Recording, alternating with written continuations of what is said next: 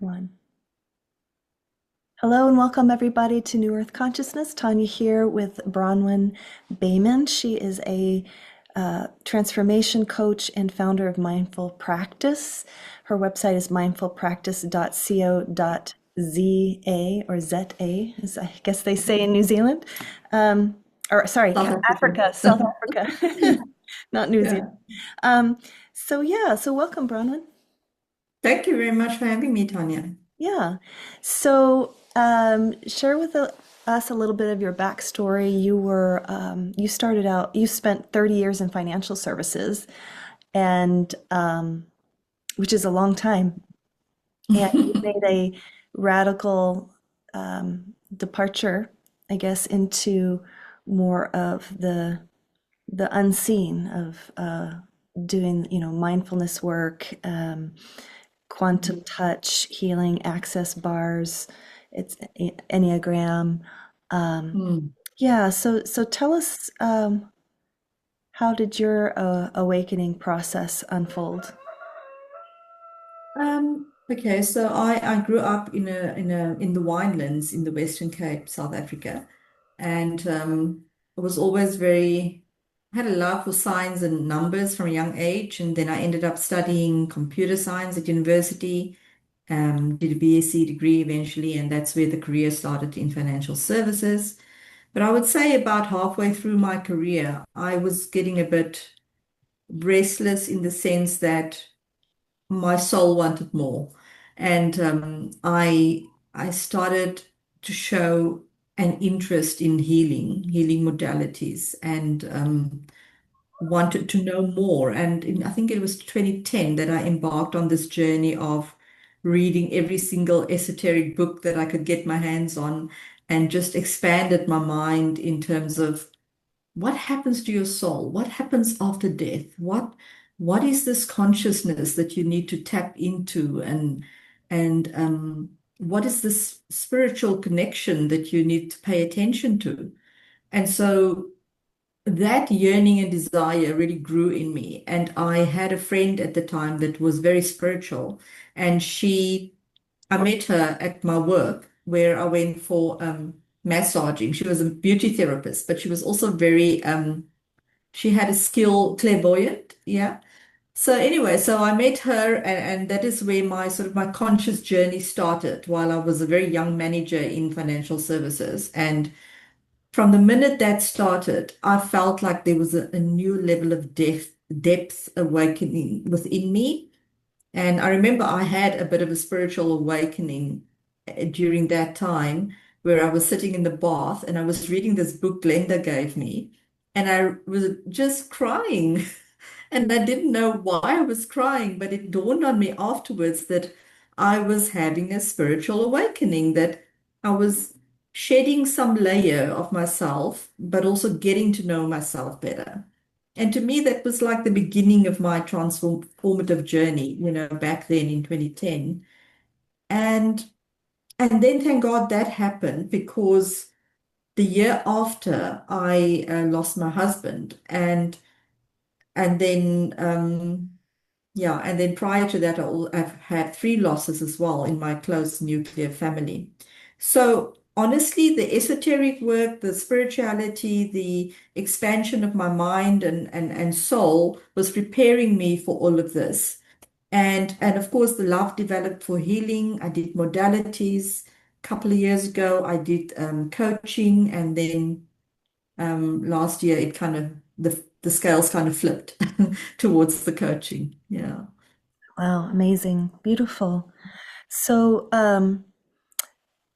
so your practice right now, when you the mindfulness, is Mhm. it what do you do with your clients? And I know that you focus on, stress management. You have a program called Emerge program. Um, Mhm. share with us about that. Yeah, sure. So in that, I just wrote a book called Pivotal Points, and one of the biggest pivotal points was the day that I lost my husband.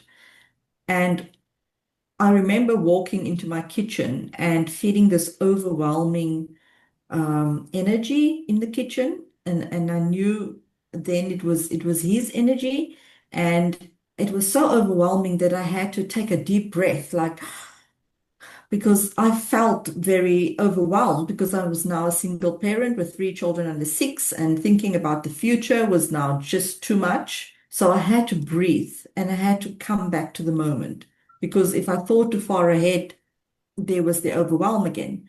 So that, in hindsight, was my first lesson in mindfulness because I had to be very present in order to cope with the new reality of my life. Yeah. And I've only later learned this, that actually mindfulness is the essence of being present, right? Being present in the moment.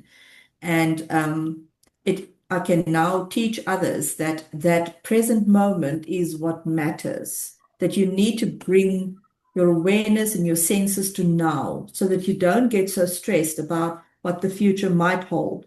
So working on the now has become an important thing for me. And so now when I teach women in the Emerge program, which is a 6-week program, um, it's very much aimed at professional women over 40. And it's just taking them through, what is required from the mindset perspective, what is required from emotional clearing, working with their subconscious mind. So I'm very much about guided meditations, taking them on inner journeys and smashing the limiting beliefs, clearing the emotional stuckness, the negative emotions like guilt and hurt and sadness. And Hmm. so the client chooses one and then we work with that one. So the E is in Emerge is for let me just the mindset, and then the Enneagram, which is the personality profiling, and then emotional clearing is first E, and then the R is for the rewiring of your beliefs, and the G is for your goal settings, and the E is sort of when you have now evolved, but it's an ongoing process, of course. Yeah. But in that 6 weeks, it's very much working with the your inner being, expanding that, just and getting out of the stress mode. Because when you can manage the fear and the anxiety, that is really where you can tap into your greatness Hmm. and bringing them back to the now and calming the nervous system and then expanding the mind, expanding the heart. And honestly, that leads to a greater level of awareness. And so many amazing things happen to women when they're in this program, even halfway through, they just start delivering, producing, doing actionable things. And sometimes it's messy, right? It's messy. You're going to cry, you're going to break down a few times and Yeah. discover who you are. But then you come back out and you feel renewed, in touch with who you are. And you just start attracting and seeing synchronicities because your awareness is so heightened. And you get to know yourself, because I feel like a lot of women they lost at 40 because they've given all the years to children and career and running around for everyone that you don't know who you are anymore. And I help women to get back to who they are. Yeah. Yeah. Yeah, that's so much. I mean, your own personal journey. I know Mhm. that loss, whether it's, losing someone or even, your own identity being challenged. And it seems to me that when we become too attached to our life as it is, or Mhm. how we see ourselves, or what we expect from life, and then when life doesn't maybe produce that, or there's a huge change, it can be very, I'm sure, unsettling. Like, I can imagine your experience of just feeling the rug getting pulled out. Mhm. Um, Yeah. There was actually another woman that I've met since I've started this channel who also lost her husband and had three children, that young children that she had to take care of. And I'm curious, like, what, how did you move through the grief and maybe even just the fear or terror of like, how am I going to do this Mm. on my own? At what point did you feel, I guess maybe grounded enough and at peace enough with life? Like what shifted for you in your perspective? What was the transformation for you? Mm. Yeah, it was a process. And of course, when you're knocked down like that, you are very low, very low. But you have three children and you can't stay in bed. Right. You No. have to get up for them. You have to take them to school. You have to see to their needs. And so, one of the other things that I felt hit me in that moment was the realization that I have to rise above the situation. So, I always felt like I was looking at it from the outside in, that I was observing myself in this, you know, Mhm. turmoil. Um, and and and that helped me a lot because it was like moving closer to your faith, to God, and looking at it from a higher perspective. I'm not just this widow. I am a human being, a Mhm. spiritual being in a human body. And from that perspective, I could always go back to God is there. I've got to go back to Him, Yeah. get quiet, find Him in the chaos and just making sure, and because I had a very expanded view of the afterlife, Mhm. that is the other thing that helped me. I Yeah. knew that death wasn't final. I knew that my loved ones were there in spirit form. I knew that my husband was still there in the house. We just couldn't see him, but we could feel him, Mhm. and sometimes it was more obvious that he might be there. Mhm. um, Actually, my son had an encounter with him a couple of months after where he felt like his dad was sitting next to him on the couch and he could move. He felt like he was sitting on his lap and you could feel his beard and then you could feel these angel wings, feathers around him. It was a very ethereal experience. And when I walked into the room, I could just see the serene outlook on his face. And he told me the story, and I also, because I was so open to the spiritual realm, Yeah. I knew that my loved ones were helping me in this process. And so there was the signs, there was the experiences, or this small thing or that thing might happen. Or I might see a rainbow and I see that as hope. And on the same day, my children will see a rainbow, even if they're having play dates.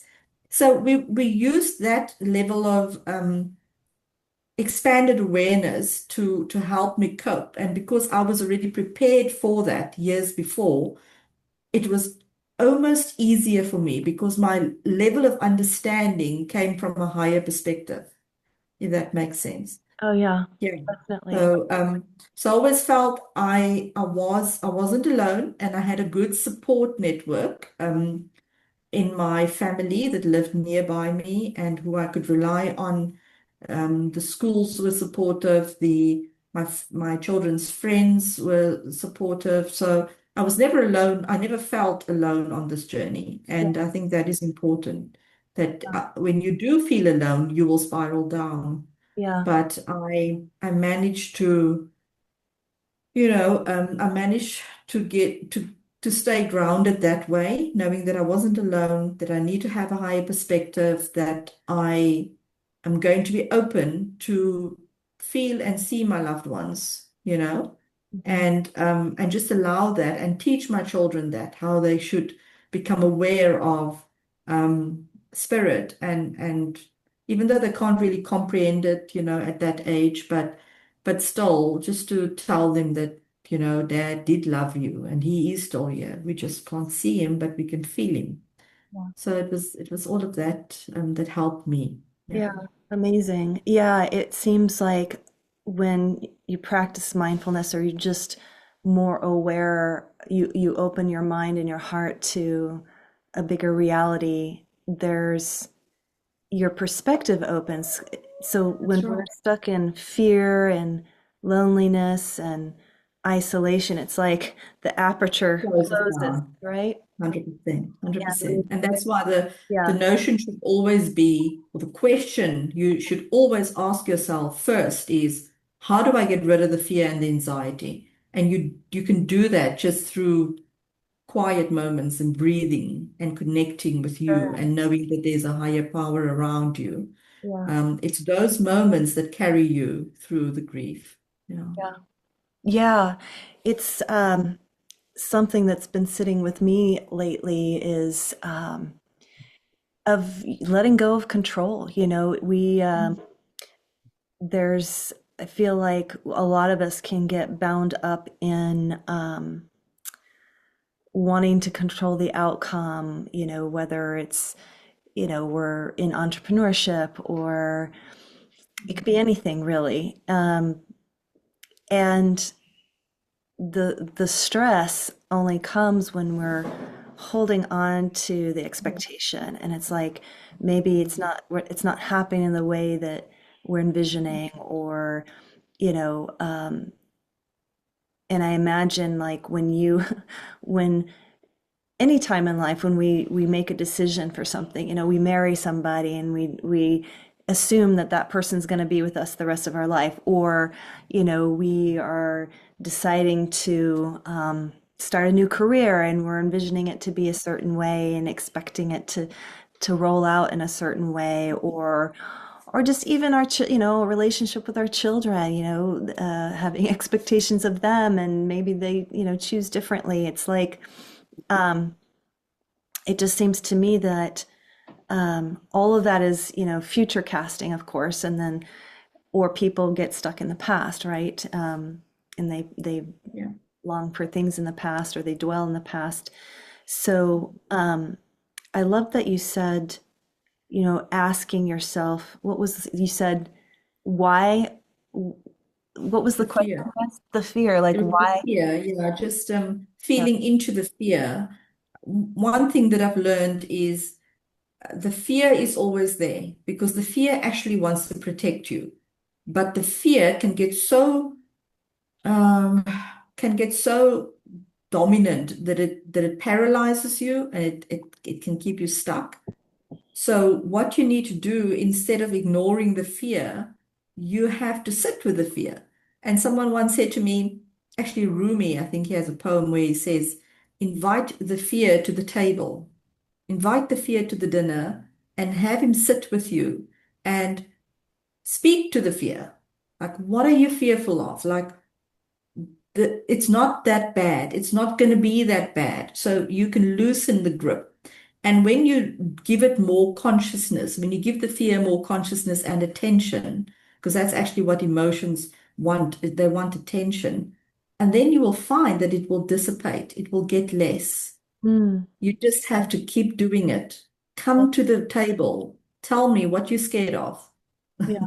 and then give it that time and it will crumble down a little bit. And tomorrow it will come again, and then you just do the same. You Right, just right. practice it over and over and over. You're Yeah. reminding me of somebody. There was a gentleman who teaches breath work and meditation, and he says, so just sit with it, and if there's, pain in the body, it's okay, or if you're a little angry, it's okay. It's no big deal. Like literally, Yeah. like everything's okay, Yeah. or you're a little sad, it's okay. Yeah. Just, sitting with it. Mm. Yeah, and you're right. It's the I guess suppose there's the devotion to the practice is important, right? If we really want Mm. to, Yeah. dissolve Absolutely. larger fears or, more complex things that are living in the subconscious and the psyche. Yeah, it's You have to make it part of your daily practice. So it has to be a routine. It has to be, people have prayer as a daily practice, you know. So sitting with the fear is part of the daily practice, can be part of the daily practice where you just, what people make the mistake is that they ignore it or Mm, they just don't give it attention. They're just so used to that level of anxiety and anxiousness that they don't know how to handle it. But if you see it as a child that wants attention, yeah, then asking the questions, why are you fearful? It's not that bad, you know, I'm okay, I'm safe. Say that over and over to yourself, and that emotion will go smaller yeah. and leave you actually. Yeah.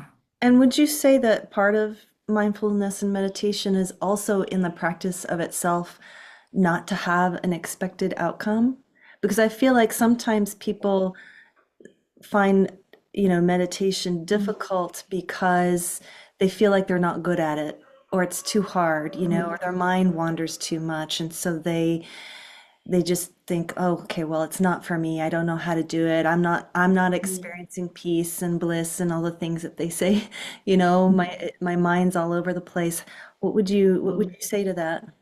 Yeah, it is something that one needs to practice to get used to it. You're never going to be perfect at it. I mean, even I am not perfect at it. My mind wanders too, but Hmm. I am able to recognize that it's wandering. So when you meditate, you observe the mind. It's like you're sitting quietly and here the thought comes. The thought comes one after the other, Hmm. and you just observe it, and then the thoughts become less.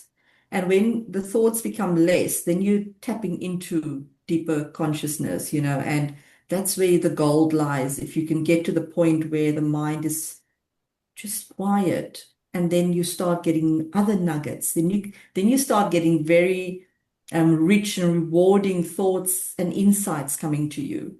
But it doesn't need to happen with you sitting on a rock somewhere.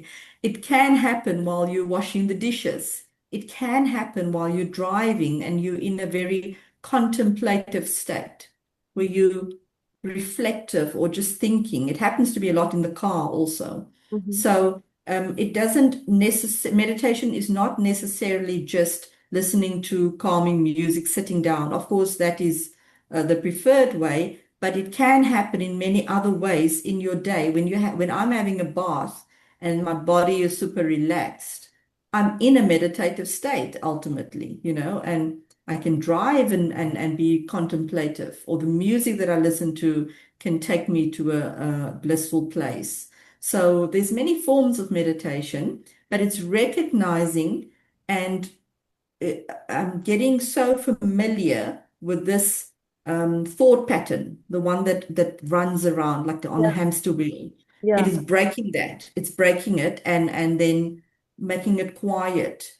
And in that quiet, then you allow for the higher mind to come to you in thoughts and inspiration. And you have to do it you know, often in order to cultivate the yeah. skill and the art of it. Yeah, and would you say it's not about necessarily controlling the mind or No, it's quite beating the the mind opposite. into submission, right? Because that doesn't work. Yeah, when the thought comes, the mind is trying to control you.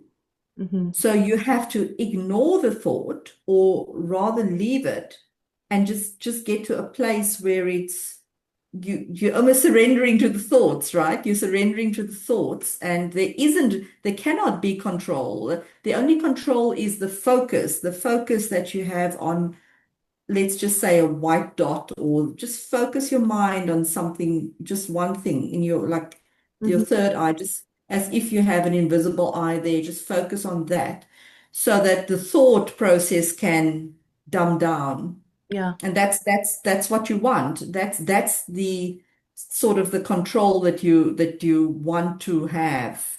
yeah, Um, but you need to surrender to it. You need to get to a relaxed state. You can't say, "Oh, thought, stop now," you know. yeah, Then another thought's just going to come. You need to breathe and you need to get relaxed about it. So you can't do this in a tense state. A meditation is not associated with tenseness or stressfulness. You have to go to the relaxedness of it, and which is where mindfulness comes in as well. Yeah. I Yeah. find when I meditate, sometimes it's like, okay, for me, I have a mantra and I'll start saying the mantra and then next thing I know, I'm off on some whole thought tangent, suddenly I don't Yeah. even remember where I dropped the mantra and I started thinking about my day or this situation or Yeah. that situation and it's my experience is like, oh, okay. Oh, there I went again. I started thinking about that. Okay, come back to the mantra again. And you just Yeah. keep doing that over and over again, I right? don't think I don't think it's necessarily a bad thing when a thought comes. I have to be careful how I word this, but if you are in that relaxed state, you might sometimes get an inspired idea about something. Now, that thought is a valuable thought. Mm. But if you're thinking about, let's say, a task that you have to do or a deadline you have to deliver on, then no, you don't want that thought. You want an inspired thought to come, something good that's going to help you with some other challenge you've got, maybe. You want that type of thought to come to you. Well, we call that an inspired thought, but not the normal, run-of-the-mill thoughts about what you need to do in your busy day. Not that. Yeah. Interesting. Mm. Interesting. Beautiful. So tell us, I was on your Facebook page and I saw that, you have this new book out. Oh. Tell us more about that. Yes. So a couple of years ago in December, I think December 2023, I did a ladies' event and I was going to do a speech about my life, like the highlights of my life. And it sort of dawned on me that these were my pivotal points and my pivotal days. In other words, days in your life where something happened and nothing remained the same after that. So you can have a joyful pivotal day where you can get married, you have an achievement, you earn a degree or whatever, you have a child, and it's nothing is the same after that day necessarily. And then you have your negative pivotal spikes where you have maybe a health challenge, or you lose your job, or you lose a loved one, Mhm. or you become very ill, So those were the points on my timeline that I started to think about in this speech. And then I gave myself a challenge and said, my birthday is the 12th of Jan. Can I put that speech in a little ebook? And then it became like a 20-page ebook. And then last year, November, I was having a bit of a quiet time and listening to an audiobook, and then I had this inspired idea or thought that said, why don't you write a book in December? And then I sort of thought about it and went back to the little framework that I had for the ebook and basically planned this whole writing journey from the 1st of December started and sort of ended, did the whole of December, just wrote and expanded on the chapters that I had already. Well, the ebook was really just like one page per chapter, but I just expanded those chapters and added a few more, and it turned into my book, which was then released on the 21st of Feb. Amazing. Yeah. Yeah. Beautiful. Beautiful. Um, is there anything else you would like to share with us in terms of anything about your practice? I mean, you've had the Enneagram, excess bars, quantum touch. Anything you want to share about any of Yeah, maybe just the Enneagram.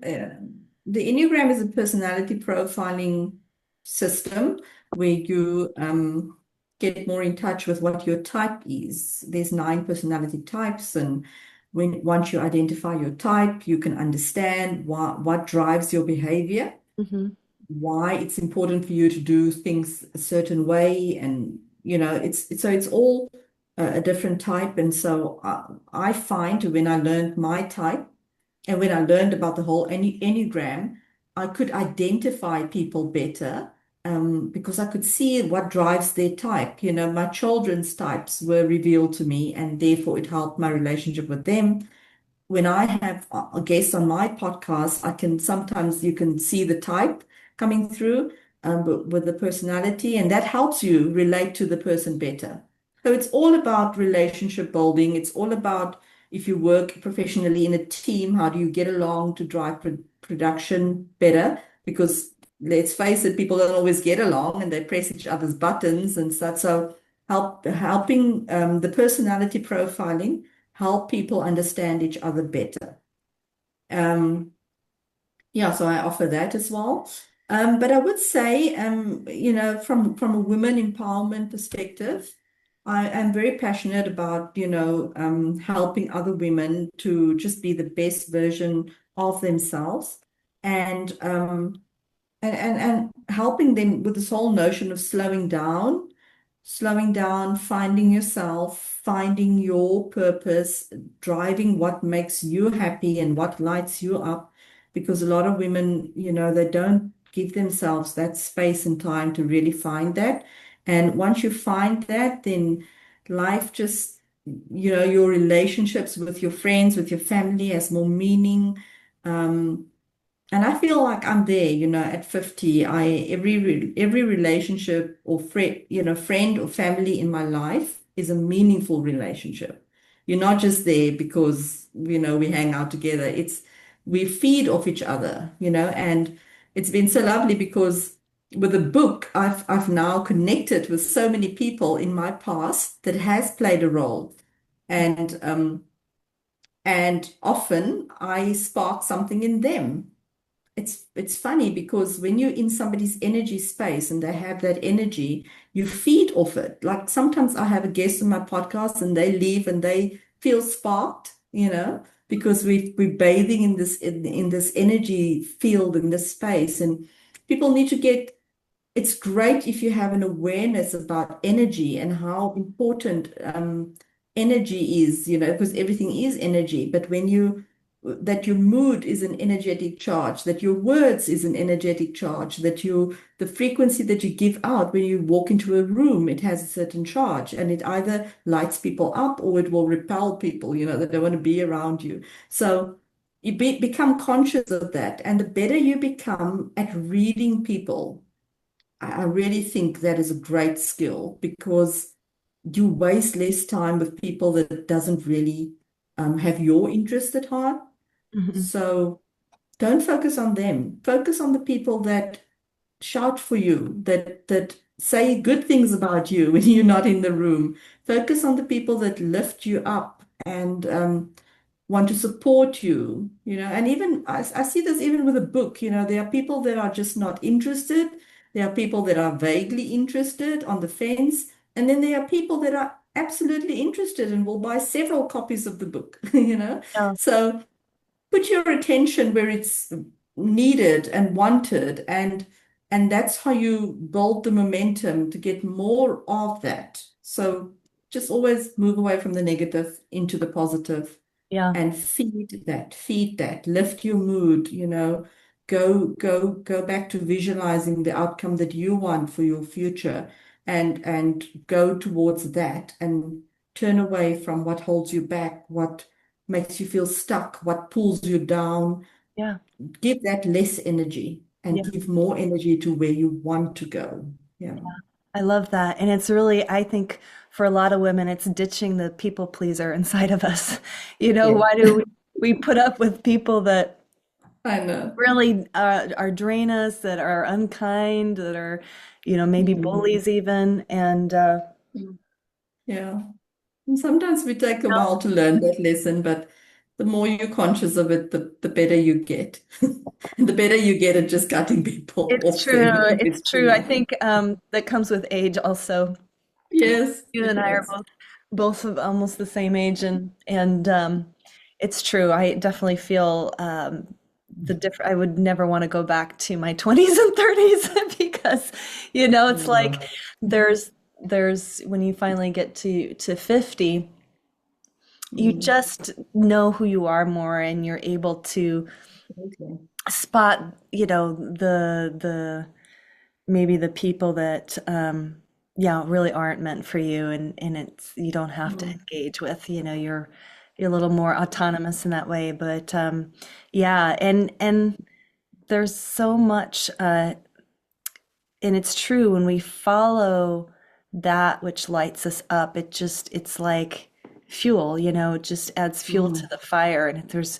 there's that momentum. There's like um, Yes. going, moving towards the spaces where you're invited, where you're welcomed, where Mhm. people are excited about what you're doing. Okay.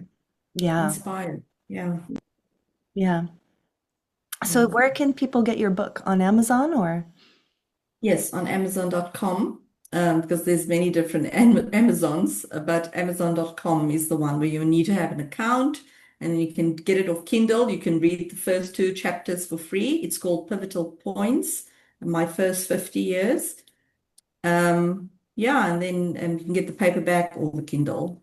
But I believe it's more than just an autobiography. I believe it is a deep insight into, sometimes I feel like the bridge between the human and the spirit world. And so what the book does beautifully is to connect the soul of the loved ones with who I've lost and how I've navigated that space through all these tiny magical moments. And at the end of the book, I also have 10 lessons that I've learned along the way through my journey. And and I think people can learn a lot from the whole experience and my vulnerability in the book and my circumstances and losses and what I've been through that many people will feel parts of my journey relatable to what they're going through Yeah. and then perhaps learn from it. Yeah. Yeah, it's beautiful. You have such a wonderful, like, grounding presence, Bronwyn. That's what I feel Well, sitting thank with you. It's you. just, it's just this, Yeah. um, yeah, your children are lucky. Yeah. Yeah, Well, I'm and not your always the client. calm around them. Yeah, Yeah. yeah, beautiful. Well, Okay. I just want to thank you so much for spending time here with me and with the listeners. And I encourage everyone to please check out Bronwyn's website, mindfulpractice.co.za. And we just spoke about the book. And please like, share, and subscribe. And Bronwyn, thank you. Thank you so much for being here. Well, thank you. I also love your calming presence. It's also lovely to be in that energy. Yeah, And yeah, I appreciate the time you took to come and chat to me. yeah, beautiful. All right, everybody, take care.